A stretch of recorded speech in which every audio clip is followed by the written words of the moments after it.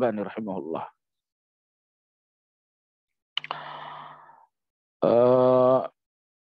Kata Nabi SAW, man qala hina ya'wi ila firashihi, la ilaha illallah wahdahu la syarika lah, lahul mulku wa lahul hamdu wa huwa ala kulli syai'in qadir. La hawla wa la quwwata illa billahil aliyyil azim. Subhanallah walhamdulillah wa la ilaha illallah wallahu akbar. Ghufirat lahu dhunubuhu wa in kanat mithla zabadil bahr. Artinya, siapapun yang ketika merebahkan tubuh untuk tidur di malam hari, kemudian ia membacakan La ilaha illallah wahdahu la syarikalah, lahul mulku wa lahul hamdu wa huwa ala kulli syai'in qadir. La hawla wa la quwwata illa billahil aliyyil azim. Subhanallah, alhamdulillah, la ilaha illallah wallahu akbar. Kata Nabi SAW, ghufirat lahu dhunubuhu wa in kanat mithla zabadil bahr. Niscaya akan diampuni dosa-dosanya yang telah berlalu meskipun sebanyak buih di lautan. Jadi dosa sebanyak buih di lautan dihapus oleh Allah hanya dalam 1 menit menjelang tidur Anda membacakan zikir tadi. Maka mulai nanti malam, usahakanlah sebelum tidur Anda bacakan zikir agar Anda tidur di dalam ampunan Allah. Saya ulangi, ini zikir ada 3 level. Level yang pertama, la ilaha illallah wahdahu la syarikalah, lahul mulku wa lahul hamdu wa huwa ala kulli syai'in qadir. Level yang kedua, la hawla wa la quwwata illa billah al-aliyyil azim. Level yang ketiga, subhanallah, alhamdulillah, wa la ilaha illallah wallahu akbar. Ini 3 level. Tidak sampai 1 menit untuk membacakan zikir ini, tapi ternyata hasilnya dosa sebanyak buih di lautan diampuni oleh Allah Azza wa Jalla. Baiklah jemaah sekalian yang saya hormati, kajian tadabbur surat Al-Fatihah dengan referensi kitab Madarijus Salikin yang ditulis oleh Imam Ibnu Qayyim Al-Jauzi rahimahullah. Pagi hari ini tema kajian kita adalah tentang maksud al-ibadah. Tentang tujuan ibadah. Sebab Allah berfirman dalam Al-Quran, dalam surat Al-Fatihah, Iyyaka na'budu. Hanya kepadamu saja kami beribadah. Kami tidak akan lakukan ibadah itu kepada siapapun. Karena seluruh ibadah kami hanya untukmu. Kita menghormati orang tua, kita menghormati anak-anak, kita menghormati istri, menghormati saudara, menghormati orang yang memang layak dihormati. Namun kita nggak boleh menghormati manusia dengan menggunakan ibadah seperti sujud dan lain-lain. Karena ibadah itu adalah adalah cara seorang hamba untuk mengagungkan Allah. Pertanyaannya adalah, maksudul ibadah, apa tujuan dari ibadah itu? Kenapa Allah ciptakan manusia hanya untuk ibadah, bukan untuk yang lain? Apa sesungguhnya maksud, target, atau tujuan di balik ibadah yang sangat luar biasa itu? Imam Ibnu Qayyim rahimahullahu ta'ala mengatakan ada 4 pandangan mengenai tujuan ibadah. 3 pandangan yang pertama adalah sesat, Kemudian pandangan yang keempat adalah pandangan Ahlus Sunnah wal Jamaah. Kita akan menyampaikan tiga pandangan yang sesat tersebut agar kita tidak tersesat.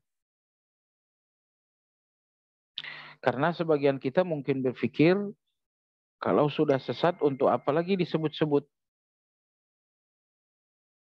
Mestinya langsung saja kita bicarakan yang pandangan yang benar.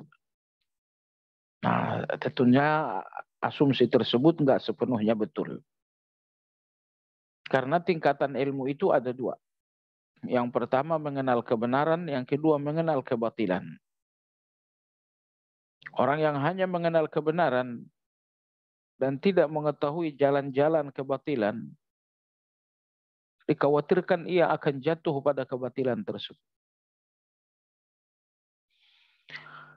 Maka inilah dua hal yang menjadi kesempurnaan ilmu. Kenali kebenaran sedalam-dalamnya, kenali pula kebatilan. Kenali kebenaran untuk menjadi bagian dari kebenaran, dan kenali kebatilan untuk bisa melepaskan diri dari kebatilan. Baiklah jemaah sekalian yang saya hormati, kesesatan yang pertama dalam memahami tujuan ibadah datang dari orang-orang Jabariyah. Mereka mengatakan tujuan ibadah itu adalah perintah dan kehendak Allah. Gak ada tujuan lain. Apakah tujuan dari ibadah itu untuk mendapatkan kebahagiaan dunia atau kebahagiaan akhirat? Jawabannya tidak. Apakah tujuan ibadah itu untuk memperoleh hati yang tenang? Kata mereka tidak. Mereka mengatakan tujuan dari ibadah adalah perintah. Maka Anda beribadah, tidak ada tujuan Anda kecuali menjalankan perintah satu-satunya. Padahal di balik ibadah banyak sekali janji-janji Allah Subhanahu wa taala. Kadang-kadang Allah janjikan dunia di balik ibadah, dan tentu yang lebih luar biasa Allah janjikan surga di balik ibadah. Ambil contoh misalnya, kalau kalian bersedekah, niscaya kekayaan kalian akan bertambah. Allah janjikan dunia di balik ibadah sedekah. Dan terkadang Allah menjanjikan yang lebih besar dan tujuan yang sesungguhnya dari ibadah, yaitu Allah janjikan surga. Kadang-kadang janji Allah di balik ibadah itu bukan bersifat materi, tapi bersifat ruhiyah, bersifat hati. Misalnya Allah berfirman, "Ala bidzikrillah tatmainnul qulub." Ingatlah, hanya dengan mengingat Allah, hati kalian menjadi tenang.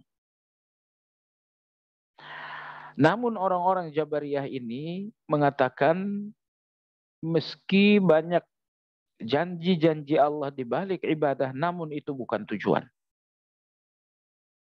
Tujuan dari ibadah adalah menjalankan perintah, titik.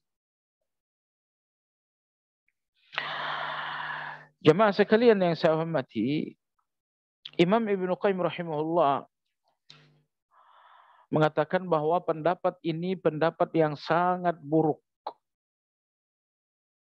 Dalam kitab Miftah Darus Sa'adah, Imam Ibnu Qayyim menjelaskan 60 alasan untuk menolak pendapat tersebut.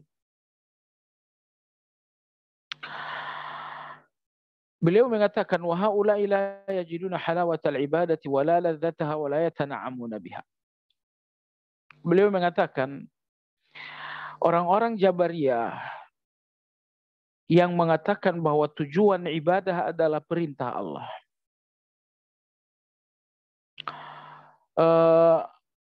mereka mengatakan ibadah adalah perintah, tujuan ibadah adalah perintah, sehingga bagi mereka ibadah ini adalah sebuah beban. Apa konsekuensinya? Konsekuensinya kata Imam Ibnu Qayyim rahimahullah, siapapun yang melihat ibadah adalah beban, tujuan ibadah adalah menjalankan perintah, maka mereka tidak akan mampu menikmati lezatnya ibadah. Jadi rupa-rupanya lezatnya ibadah, manisnya ibadah, kadang-kadang muncul dari sudut pandang kita tentang ibadah itu. Orang-orang yang melihat ibadah itu hanya untuk sebuah perintah, tidak akan merasakan lezatnya ibadah. Padahal lezatnya ibadah melebihi segala yang lezat. Makanan itu lezat, pemandangan yang indah itu lezat, suara yang indah itu lezat. Tapi semua kelezatan itu hanya untuk fisik.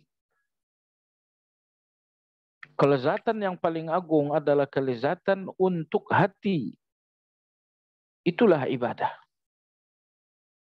Tapi dengan sudut pandang yang keliru, seseorang tidak akan merasakan lezatnya ibadah. Sudut pandang yang keliru maksudnya adalah orang-orang yang mengatakan tujuan ibadah adalah perintah. Sehingga ibadah ini adalah sebuah beban. Orang-orang seperti ini tidak mungkin merasakan lezat dan manisnya ibadah. Jemaah sekalian yang saya hormati, Ibnu Qayyim mengatakan walau summiya mudda'in li mahabbati malikin minal muluk aw ghairihi ma ya'muruhu bi takallufan wa qala inni innama af'aluhu bi kulfatin lam ya'udhu ahadun muhibban lahu. Kata Imam Ibnu Qayyim, sekiranya seseorang menjalankan perintah karena perintah, menjalankan perintah dengan rasa beban, orang seperti ini tidak mungkin diakui mencintai dengan menjalankan perintah. Mungkinkah saya dinamakan mencintai Allah ketika perintah Allah itu saya fahami sebagai beban? Gak mungkin. Tidak mungkin siapapun dinamakan mencintai Allah sementara ia melihat ibadah kepada Allah adalah sebuah beban. Baik.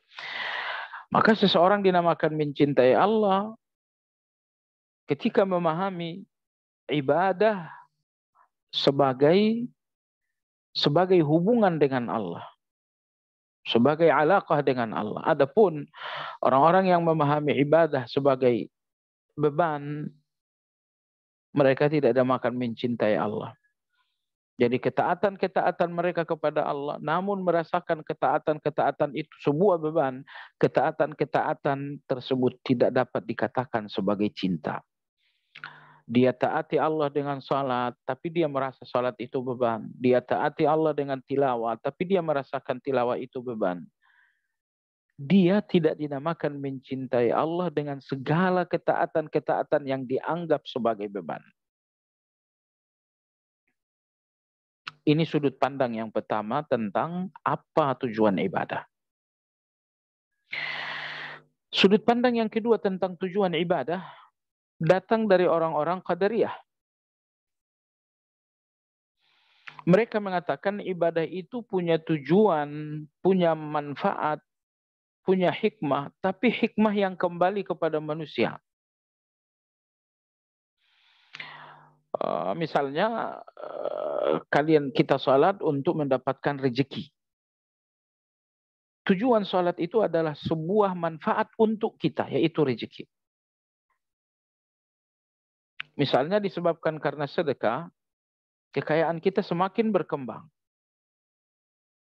Jadi tujuan sedekah itu adalah sebuah manfaat untuk manusia. Ya. Contoh lain misalnya, berzikirlah kalian supaya tenang. Jadi tujuan zikir itu adalah satu manfaat yang kembali untuk manusia. Jemaah sekalian, Orang-orang Qadariyah ini mengatakan bahwa ibadah ini adalah harga untuk mendapatkan sesuatu dari Allah. Ya, disebabkan karena Anda sedekah, Anda bersedekah berarti Anda telah membayar harga untuk mendapatkan kekayaan yang semakin berlipat ganda. Anda menjalankan salat berarti Anda telah membayar harga untuk terbukanya pintu-pintu rezeki. Anda berzikir berarti Anda telah membayar harga untuk mendapatkan jiwa yang tenang. Jadi orang-orang Qadariyah ini mengatakan bahwa seluruh rangkaian ibadah adalah harga untuk membayar suatu manfaat untuk manusia. Ya.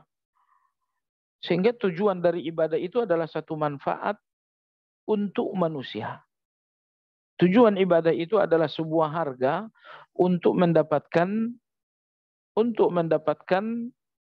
uh, sebuah pemberian Allah. Jadi Allah punya pemberian dan tidak akan memberikan pemberian itu kecuali apabila manusia membayarkan harga. Yaitu ibadah. Sehingga begitu seorang menjalankan ibadah berarti dia telah membayarkan harga untuk mendapatkan pemberian Allah. Maka ibadah itu kata mereka adalah harga untuk mendapatkan manfaat. Ketaatan-ketaatan itu adalah harga untuk mendapatkan pemberian Allah. Ini tentu kesesatan. Karena dalam pandangan ahli sunnah wal jamaah, pemberian-pemberian Allah itu bukan timbal balik dari harga yang diberikan oleh manusia. Ya, pemberian-pemberian Allah itu semuanya adalah tafaddulan. Semuanya adalah kemahabaikan Allah.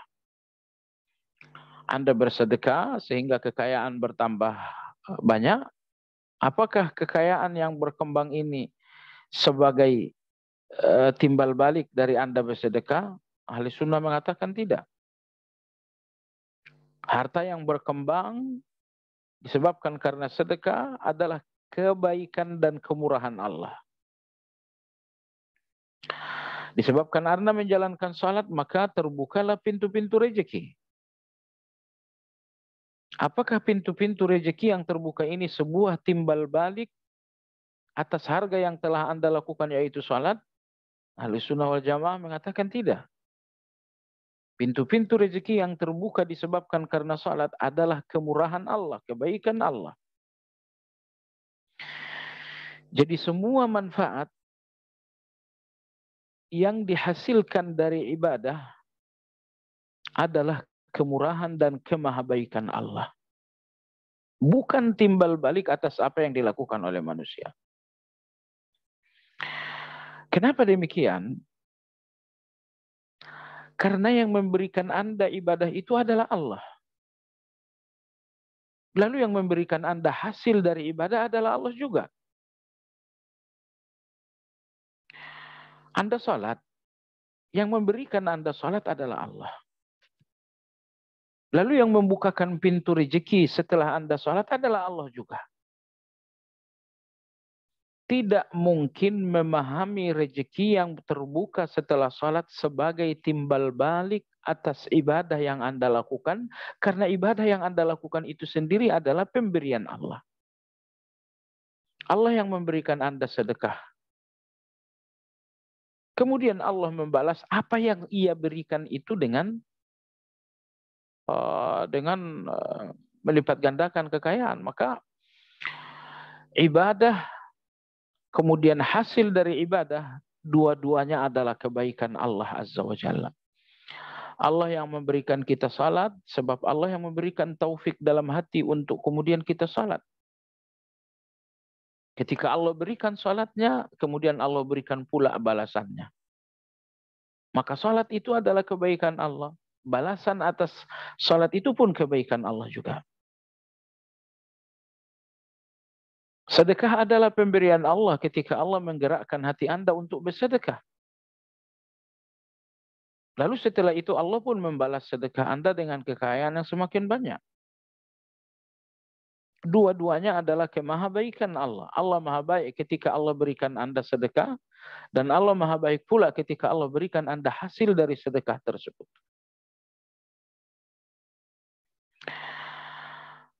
Nah, jadi sangat berbeda bukan antara pandangan ahli sunnah dengan pandangan orang-orang qadariyah. Orang-orang qadariyah mengatakan semua hasil ibadah adalah harga dari ibadah.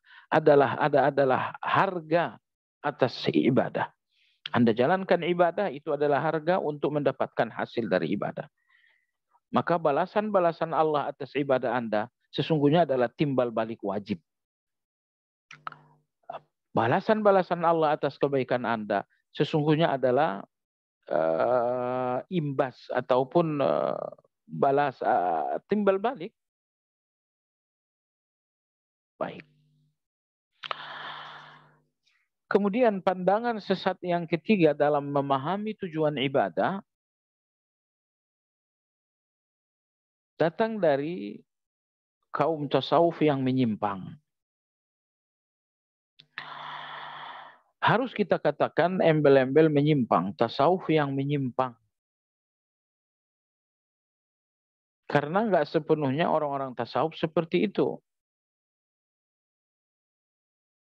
Meskipun di zaman ini agak sulit menemukan tasawuf yang tidak menyimpang.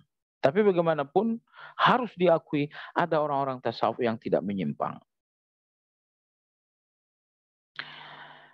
Imam Ibn Taimiyah rahimahullah dalam kitab Iqtida' Shiratal Mustaqim mengatakan bahwa tasawuf mutaqaddimun, orang-orang tasawuf generasi awal, mereka di atas kebenaran. Seperti misalnya Abdullah bin Sahal Sahal bin Abdullah At-Tasatturi. Seperti misalnya Imam Ibrahim bin Adham. Seperti misalnya Imam Junaid. Seperti misalnya Imam Syaqiq Al-Balkhi. Seluruh ulama yang saya sebutkan namanya ini mengatakan tasawuf itu adalah sunnah. Orang yang memahami tasawuf terpisah dari sunnah, orang sesat. Begitulah tasawuf di kalangan generasi awal. Nah, tapi seiring dengan berjalan waktu, tasawuf ini kemudian dirusak-rusak oleh orang-orang falsafah. Maka muncullah tarekat-tarekat itu. Muncullah cara-cara aneh dalam beribadah. Muncullah zikir-zikir aneh dalam ibadah. Maka ini adalah tasawuf falsafah, kata Imam Ibn Taimiyah. Ini adalah tasawuf yang telah dioplos dengan falsafah. Nah, tasawuf yang menyimpang adalah tasawuf oplosan falsafah ini. Adapun tasawuf di kalangan generasi awal adalah tasawuf yang betul. Masalahnya adalah, apakah tasawuf generasi awal itu masih ada sekarang? Jawabannya nyaris tidak ada. Sehingga, karena tasawuf yang ada di zaman kita, yang ada di depan kita adalah tasawuf mutaakhirin, tasawuf oplosan falsafah, sehingga sebagian ulama mutaakhir mengatakan tasawuf itu semuanya tidak baik. Karena tasawuf yang ada di depan mata adalah tasawuf yang telah teroplos dengan falsafah. Tasawuf yang telah dipisahkan dari sunnah. Baik. Tasawuf yang kedua ini, tasawuf falsafah itu, mereka mengatakan tujuan ibadah itu adalah riyadhatun nufus.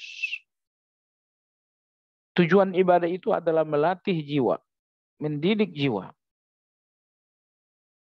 Maksudnya apa? Maksudnya, dalam diri manusia ada kecenderungan-kecenderungan binatang.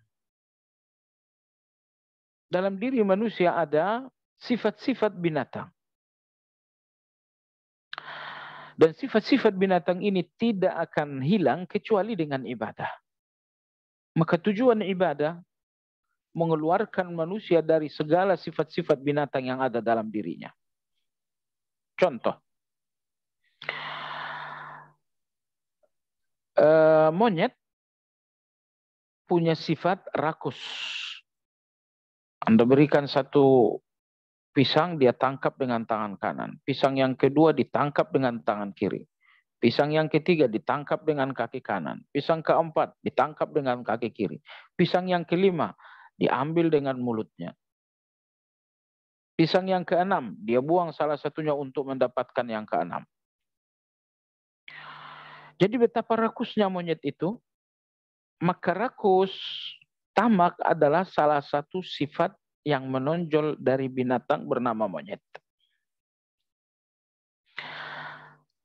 Lantas datanglah Islam ini mengatakan bersedekah dan berzakatlah kalian. Jadi tujuan sedekah, tujuan berzakat dengan segala bentuknya adalah untuk melepaskan manusia dari sifat rakus yang ada pada binatang bernama monyet. Sekiranya Islam tidak mengajarkan sedekah, mengajarkan zakat, mengajarkan hibah, mengajarkan wakaf, niscaya manusia ini akan hidup dengan sifat rakus itu. Maka Allah mensyariatkan ibadah, tujuannya adalah untuk melepaskan manusia dari berbagai sifat-sifat binatang dalam dirinya. Contoh yang kedua, Anda lihat bagaimana singa sangat ganas terhadap lawannya. Membunuh bahkan memakan. Dan sifat itu ada dalam diri manusia. Kadang-kadang ketika kesal dengan seorang, kita berpikirnya orang harusnya dibunuh. Muncul sifat binatang itu dalam diri kita. Maka Al-Quran mengatakan, berikanlah maaf. Maafkanlah, maafkanlah. Nabi bersabda, la taghdab, janganlah marah, janganlah marah. Anda bayangkan kalau sekiranya Allah tidak memerintahkan kita memaafkan, Rasulullah tidak melarang kita marah, akan suburlah sifat singa itu di dalam diri kita. Maka ketika Allah perintahkan memaafkan, Nabi melarang kita marah, ini untuk supaya kita lepas dari sifat singa yang ganas, yang selalu berpikir untuk membunuh lawan-lawannya.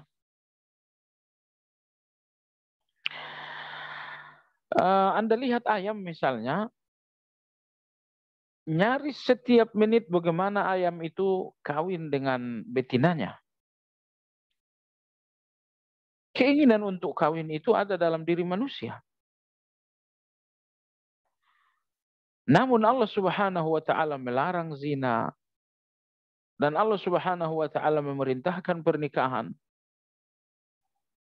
agar manusia lepas dari kecenderungan binatang.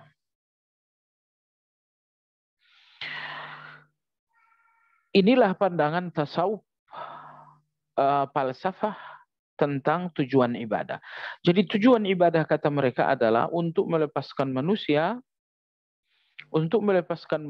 dari segala sifat-sifat binatang.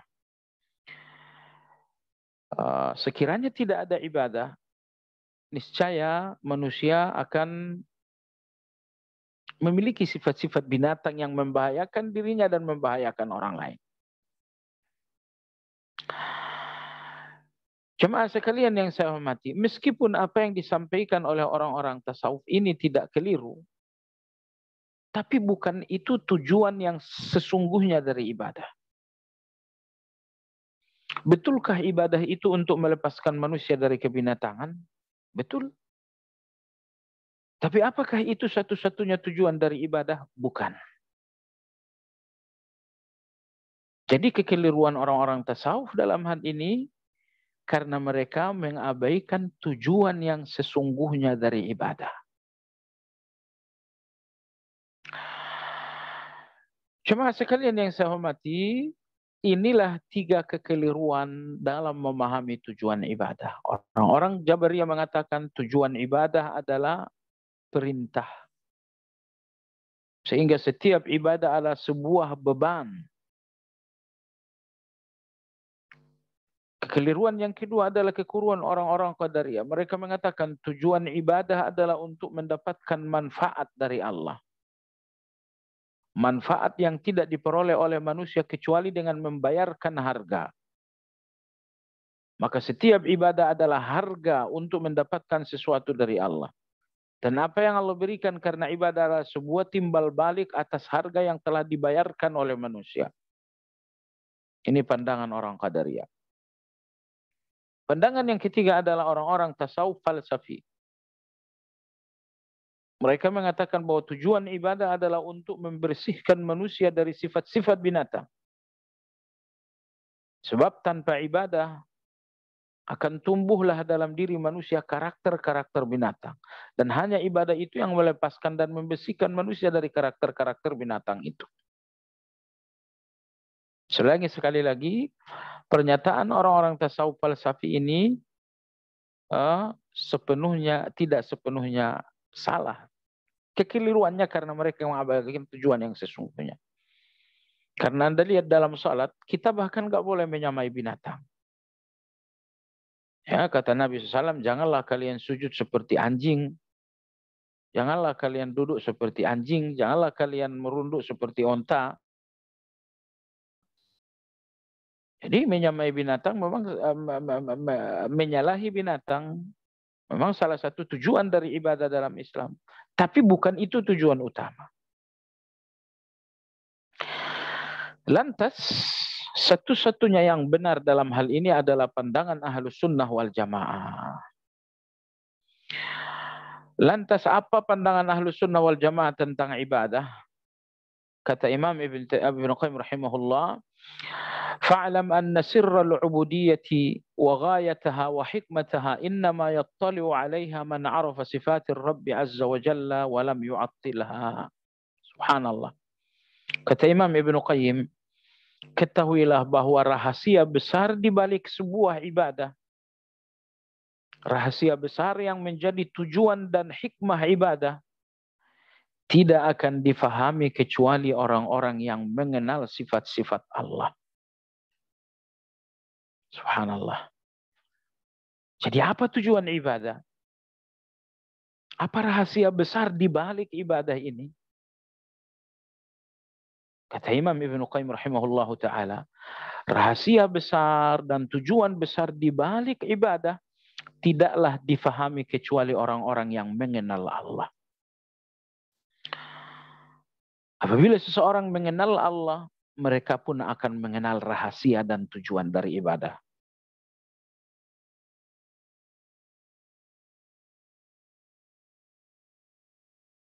Ya. Jadi apabila seseorang mengenal Allah, maka dia pun akan mengenal rahasia besar dan tujuan besar di balik ibadah tersebut. Ambil contoh misalnya Allah. Apa arti dari Allah?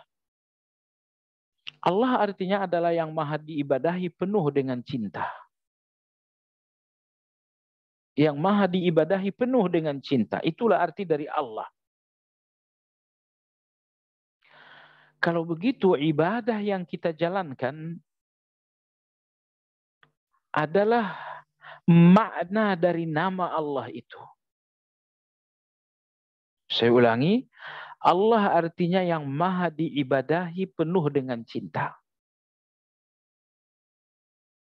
Kalau begitu setiap ibadah yang kita lakukan sesungguhnya adalah makna dari kalimat Allah. Maka Imam Ibn Qayyim menegaskan wa annal ibad mujibu ilahiyatihi wa athariha wa muqtadaha. Maka seluruh ibadah yang dilakukan oleh manusia semuanya adalah makna-makna dari sifat Allah. Allahu Akbar. Ini luar biasa.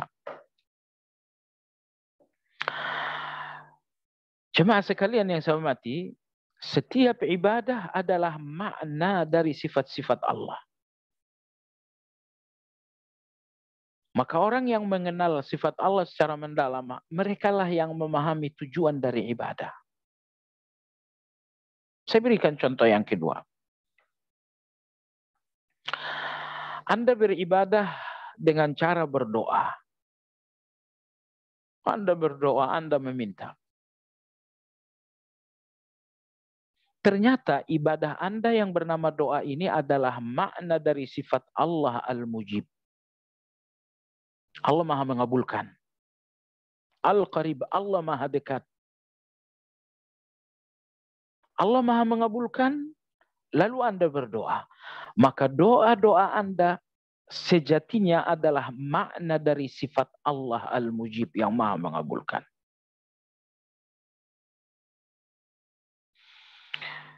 Saya berikan contoh yang ketiga. Allah Subhanahu wa taala Al-Hasib, Maha mencukupi segala kekurangan. Al-Wakil, Allah Subhanahu wa taala adalah wakil dalam segala urusan. Banyak urusan yang di luar kemampuan kita, maka Allah sebaik-baik wakil karena Allah adalah Al-Wakil. Kemudian muncul ibadah yang bernama tawakal. Memasrahkan segala yang tak mampu lagi dalam kekuasaan kepada Allah Azza wa Jalla. Jadi ternyata ibadah kita yang bernama tawakal itu adalah makna dari sifat dan nama Allah Al-Wakil. Allah Al-Wakil, muncullah ibadah yang bernama tawakal. Allah Al-Mujib, maha mengabulkan, muncullah ibadah yang bernama doa.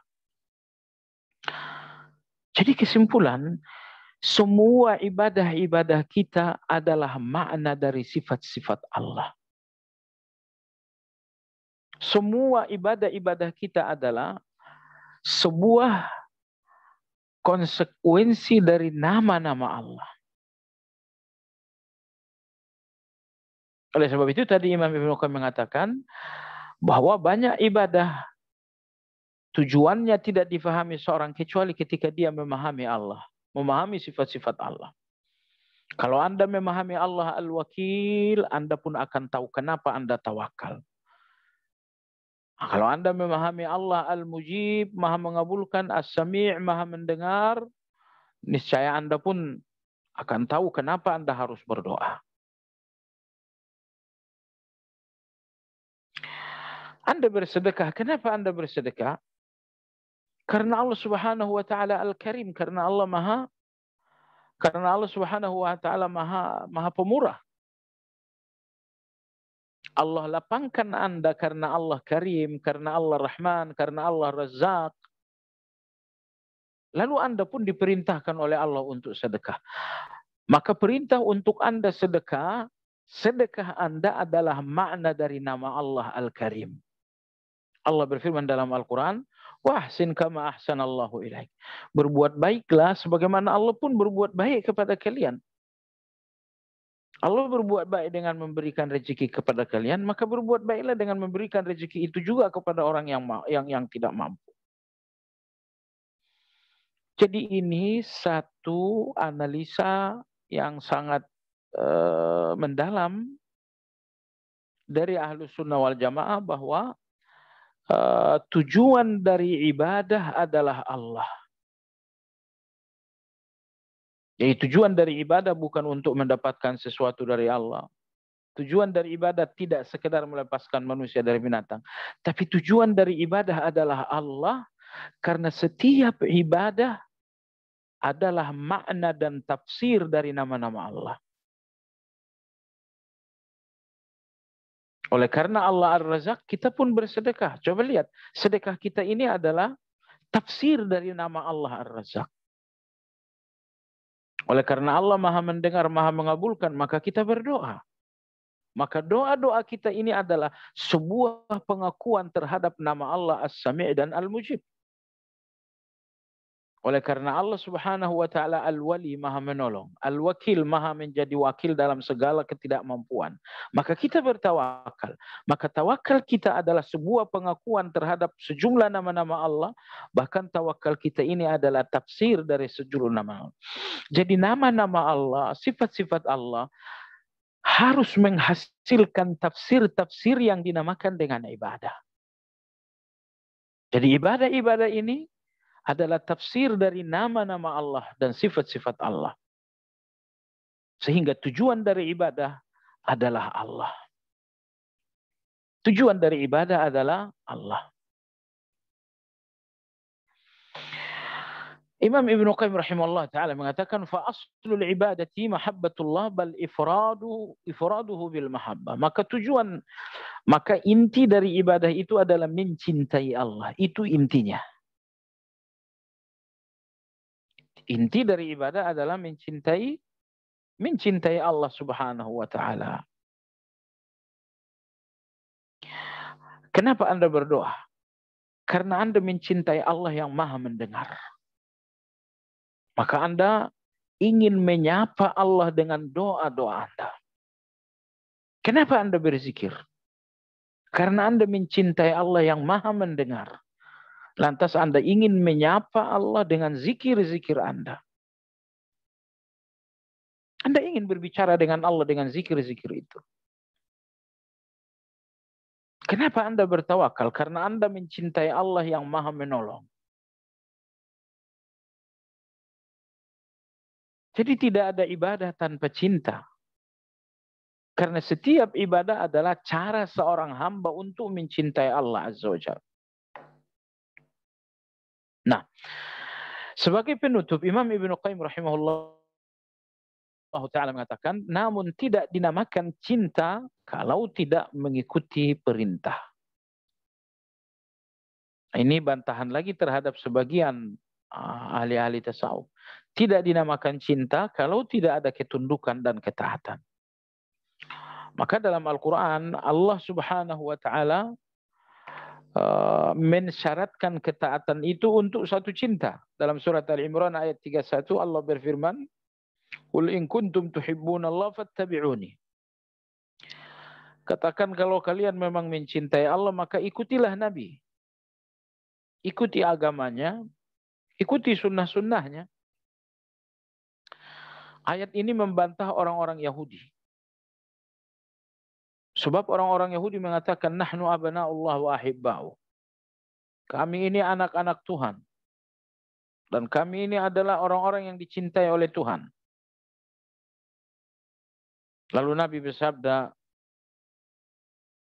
Nabi sallallahu alaihi wasallam bersabda, "Qul in kuntum tuhibbunallaha fattabi'uni."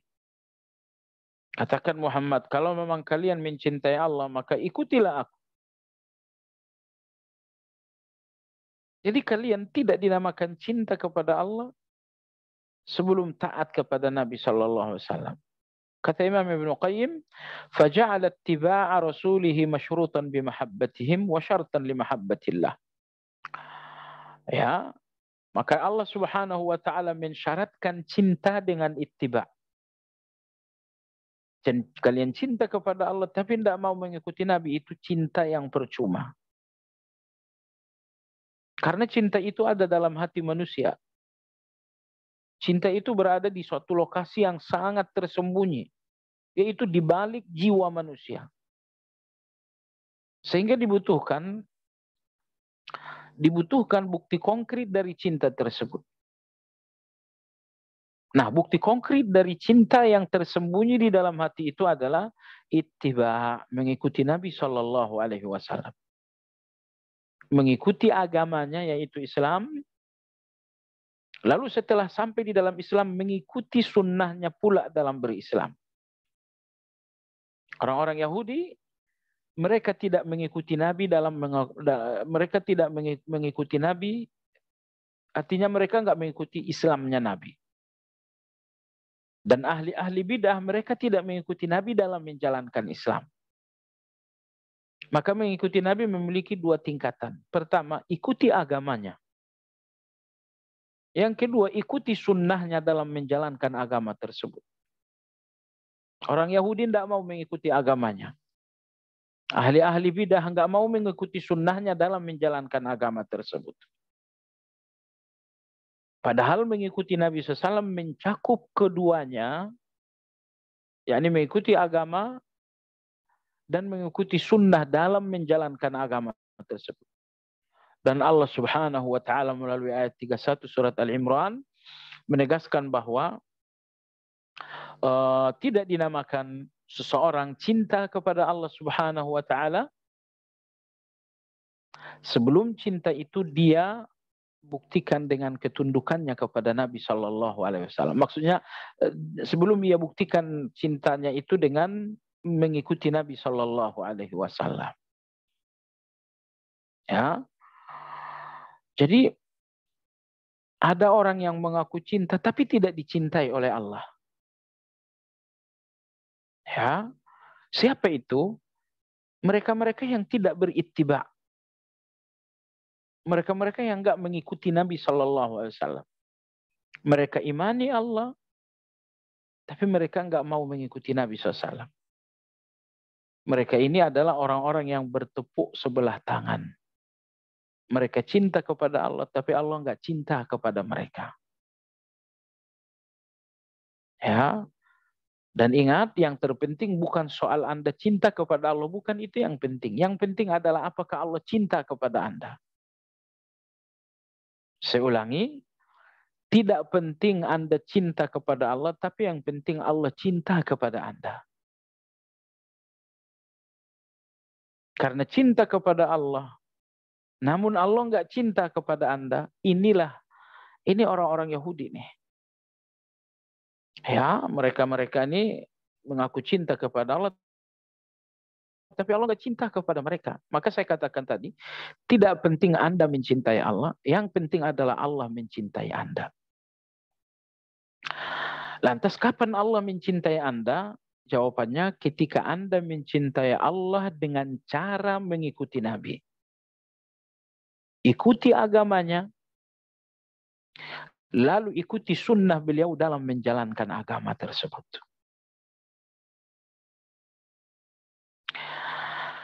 Ini sebuah teguran pula kepada kaum-kaum tasawuf yang ekstrim.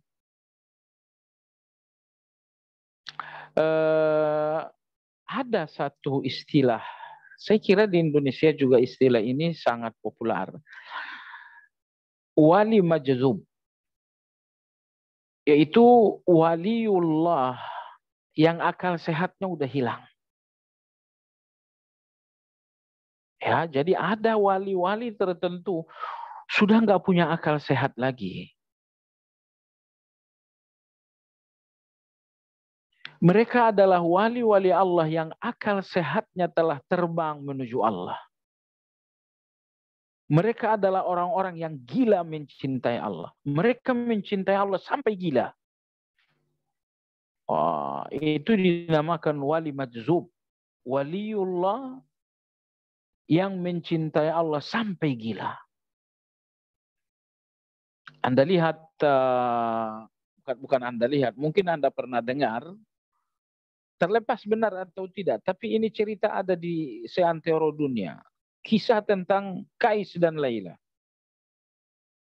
Bagaimana Kais mencintai Laila sampai kemudian Kais menjadi gila. Gila karena cinta. Hilang akal sehat karena cinta.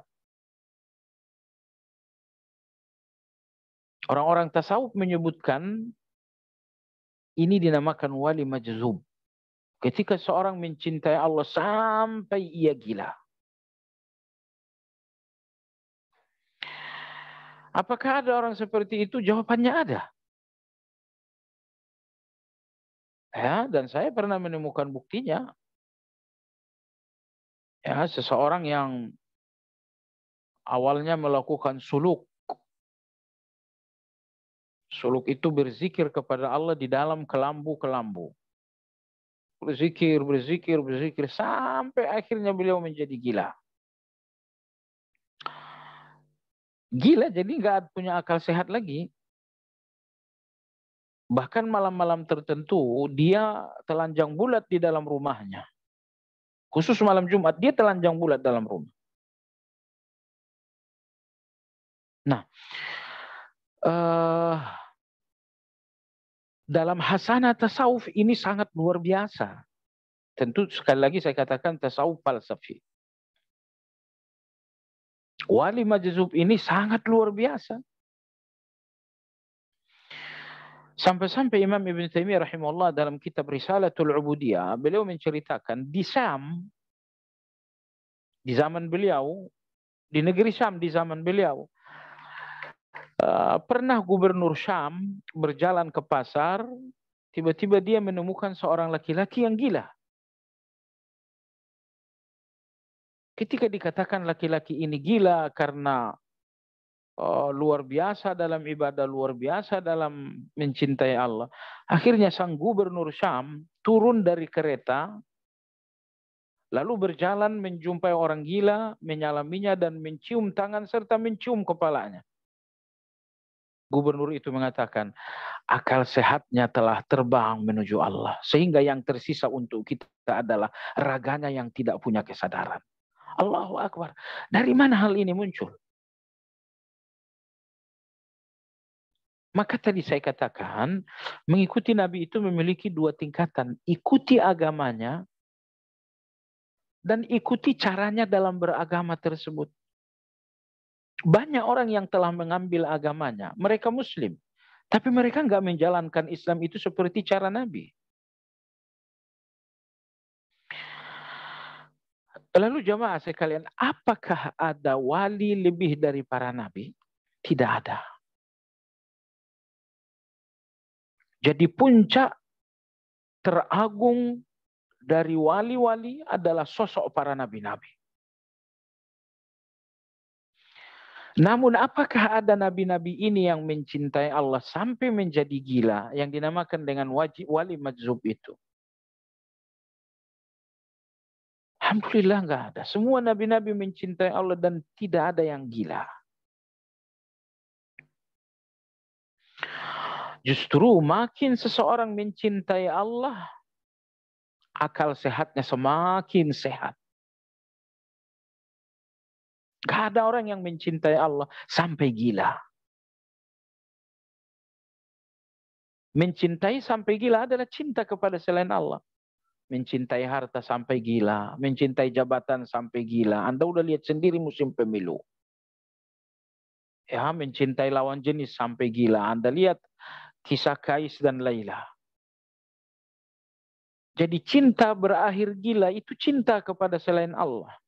Adapun cinta kepada Allah Azza wa Jalla tidak mungkin berakhir dengan gila. Ya, karena cinta kepada Allah sejatinya membuat seseorang semakin memiliki akal sehat. Wallahu ta'ala alam, begitulah apabila agama dipahami dengan serempangan. Agama dipahami dengan falsafah. Hasilnya ya hal-hal seperti itu. Ya. Maka kita kembali kepada ayat 31 dalam surat Al-Imran. Allah Subhanahu wa taala berfirman, "Qul in kuntum tuhibbunallaha fattabi'uni." Kalau kalian cinta Allah, ikutilah aku. Kalau kalian ikut Nabi, apa hasilnya? Ayat berikutnya Allah berfirman, yuhibbukumullah. Kalau kalian telah mencintai aku, kalau kalian mengikuti jalanku, kalian mengikuti agamaku, mengikuti sunnah-sunnahku, kata Nabi, kata Allah Subhanahu wa taala, yuhibbukumullah. Allah akan mencintai kalian. Maka ambillah ini satu pelajaran penting. Tidak penting bahwa Anda mencintai Allah. Yang terpenting adalah Allah mencintai Anda. Sebab orang Yahudi pun mengaku cinta Allah. Orang Nasrani pun mengaku mencintai Allah. Aliran-aliran sesat pun mengaku mencintai Allah. Karena persoalannya bukan Anda mencintai Allah. Tetapi persoalannya adalah Allah harus mencintai Anda. Kalau Anda bertanya kapan Allah mencintai saya? Jawabannya ketika Anda telah mengikuti Nabi. Allah berikan kita standar. Kapan Allah mencintai seseorang? Kata Allah, fattabi'uni. Ikutilah Nabi. Ikutilah Nabi tentang cara baca Al-Quran. Ikutilah Nabi tentang cara salat. Ikutilah Nabi tentang cara berzikir. Ikutilah Nabi tentang cara berdoa. Allah berfirman, sepanjang kalian mengikuti Nabi SAW, maka Allah mencintai kalian. Wallahu tabaraka wa ta'ala, jamaah sekalian, sampai di sini pembicaraan kita tentang tujuan ibadah. 3 tujuan yang keliru dan 1 tujuan yang benar. Mudah-mudahan kita menjalankan ibadah sesuai dengan tujuan yang benar tadi. Ya, sampai di sini barangkali ada pertanyaan, dipersilakan. Oke, bagi para jemaah yang mungkin menanyakan pertanyaannya bisa langsung via fitur chat atau juga menghadiri komputer yang ada di depan masjid.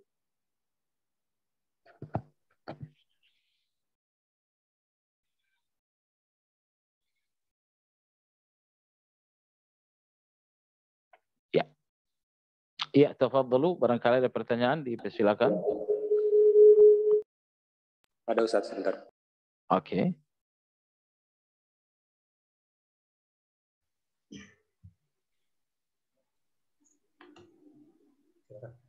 Assalamualaikum. Waalaikumsalam warahmatullahi. Pak Ustadz, yang pertama, yang pembukaan kalimat pertama yang Ustadz ucapkan, 1 menit menjelang mau tidur. Itu kan doanya, la ilaha illallah wa la syarikalah, lahul mulku wa lahul hamdu wa huwa ala kulli syai'in qadir, la haula wa la quwata illa billahil aliyyil azim. Subhanallah walhamdulillah wa la ilaha illallah Allahu akbar. Boleh nggak ditambahkan? Apa itu? Allahumma fidli. Oh, nggak boleh. Oh. Nggak boleh ditambahkan karena ajarannya sampai di situ gitu ya. Kalau mau menambah dalam zikir lain, seperti dalam zikir sujud, subhanakallahumma bihamdika Allahumma ghafirli, itu dalam sujud. Oke, itu yang pertama. Karena gini, kita nggak perlu menambahkan Allahumma ghafirli, hasilnya udah ada. Allahumma ghafirli, Allah ampuni aku. Itulah hasil Allahumma ghafirli. Ternyata hanya dengan membacakan zikir itu Anda sudah mendapatkan ampunan Allah itu. Tuh. Iya.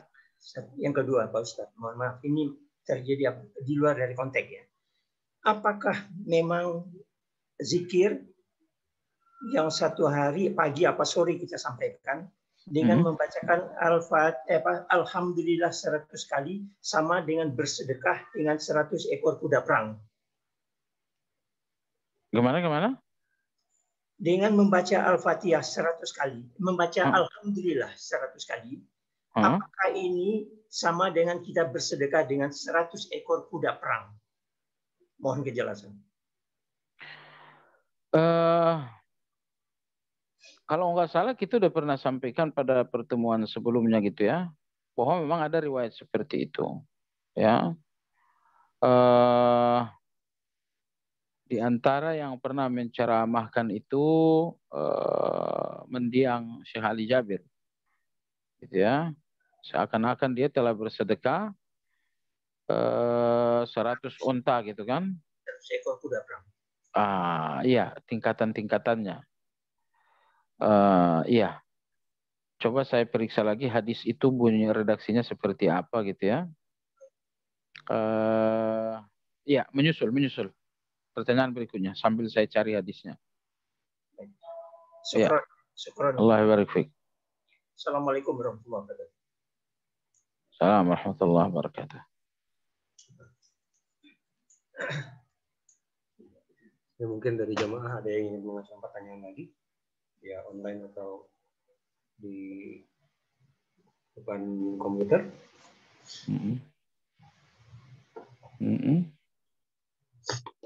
Dari chat juga belum ada set.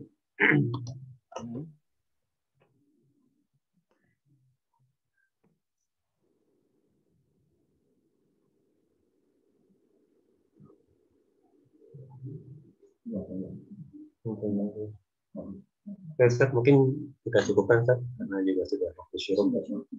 Iya. Jadi tadi ditanyakan zikir, bunyi hadisnya seperti ini. Katanya hadis diriwayatkan dari Amr bin Shu'aib, Nabi SAW bersabda, "Man qala 100 marrah qabla tulu'i syamsi subhanallah, wa 100 qabla qurubiha kana afdala min 100 badanah." Ya, kata Nabi SAW, siapa yang sebelum matahari terbit dan sebelum matahari terbenam mengucapkan subhanallah sebanyak 100 kali, ya, 100 kali sebelum matahari terbit, 100 kali sebelum matahari terbenam. Ya.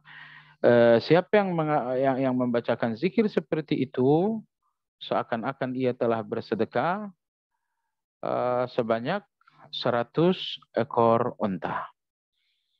Nah, ini sekali lagi hadis diriwayatkan dari Amr bin Shu'aib dari bapaknya, dari kakeknya, dan hadis ini disahihkan oleh Syekh Albani rahimahullah ta'ala. Mengatakan subhanallah 100 kali. Berikutnya Nabi bersabda, "Man qala alhamdulillah 100 marrah qabla tul'i syams wa qabla ghurubiha kana afdal min humlani 100 faras fi sabilillah." Jadi kalau subhanallah 100 kali seakan-akan sedekah 100 onta. Lantas bagaimana dengan orang mengucapkan alhamdulillah 100 kali sebelum matahari terbit, sebelum matahari terbenam? Kata Nabi SAW, seolah-olah dia telah mensedekahkan 100 ekor unta, 100 ekor kuda fi sabilillah. Berikutnya, wa man qala Allahu akbar 100 marrah qabla tul'i syamsi 100 wa qabla ghurubi lam ya'ti ahadun yawma idzin bi'amalin afdala min 'amalihi wa kana afdalan nasi 'amalan yaumal qiyamah illa man ja'a bimithli. Siapa yang mengatakan Allahu akbar 100 kali sebelum matahari terbit dan sebelum matahari terbenam, maka tidak ada lagi hari itu orang yang beramal lebih dari amalnya. Tidak ada lagi amal terbaik hari itu di atas dunia lebih dari amal tersebut. Ya, jadi subhanallah 100 kali seakan-akan telah sedekah 100 onta, gitu ya. Lalu kemudian alhamdulillah sebanyak 100 kali, gitu ya. Kemudian Allahu Akbar 100 kali. Itu disebutkan dalam riwayat tersebut.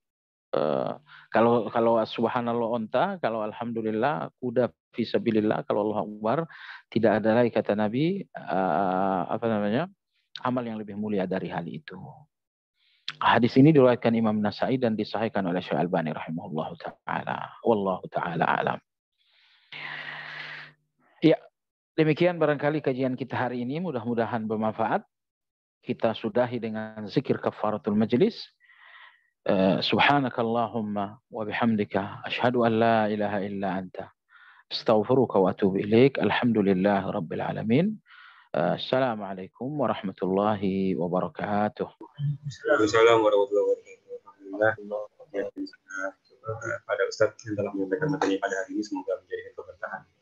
Amin, amin, amin, amin, amin. Ya, kami dari panitia mohon undur diri. Wabillahi taufik. Wassalamualaikum warahmatullahi wabarakatuh.